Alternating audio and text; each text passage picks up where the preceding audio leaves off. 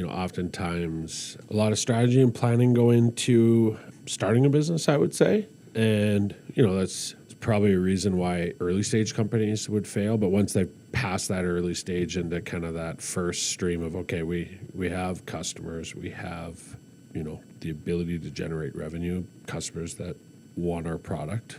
But now you're into the stage of, more people want our product or service, and they kind of forget about the planning that they did to start the business, I guess. So planning should be something that's, not put on a shelf. Absolutely. Right. And sometimes we get so busy doing Well, you're the short consumed term. by the business as usual day to day that you forget to pick up your head up and say, what if? What if you're successful or what if you're not? Exactly. The other thing that we see is, just even that classic Google ads. So that's a small campaign in some cases. It can be an expensive campaign and a complicated campaign as well.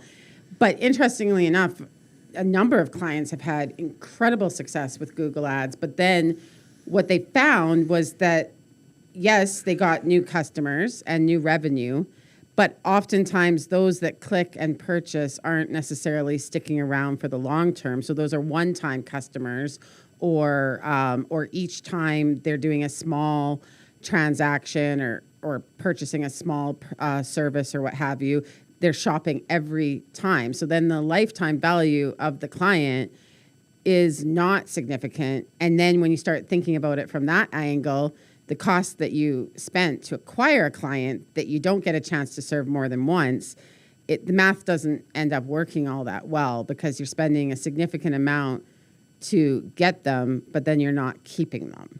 And so, have you seen many clients with that type of marketing campaign and success, but unexpected cash failures or service issues because there's not that relationship and loyalty? It's very transactional. Yeah, we were looking at that for ourselves internally. I think that's the nature of the beast. You're always going to have a little bit of that, but I think if you, at the end of the day, if you're dictating the terms on how you want to work with people and how you, I guess, evaluate and measure the importance of each client, then customer, I think you can manage it and still make money off a transactional client, but you have to be prepared to, I guess, disaggregate your client base and treat them accordingly, right?